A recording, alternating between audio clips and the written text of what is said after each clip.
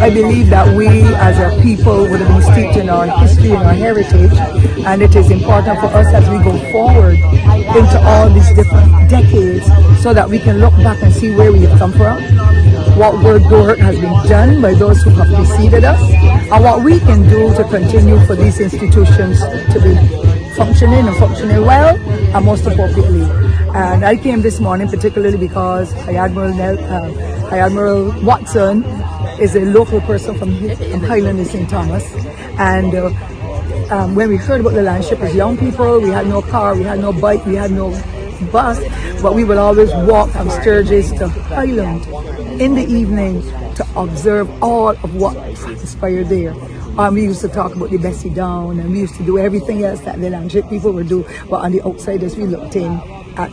High Admiral Watson and the team of very dedicated persons who were part of it, and therefore to have missed this 160th celebration would have done something to my heart, because I always wanted to be a part of it. And I remember distinctly that the more we do things in life, the more we change, because during that period in the Ministry of Education between 1994 and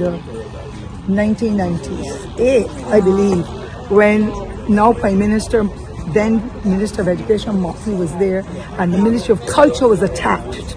She made sure, and we made sure, that a policy was put in place for a program called the Checks program, and it was to do with cultural history and all that, so that children at every level in the system got an opportunity to be exposed to the history of Barbados. When it came to the Landship and the Defence Force and all the community groups that we would have had over the years, working in close association with the community development,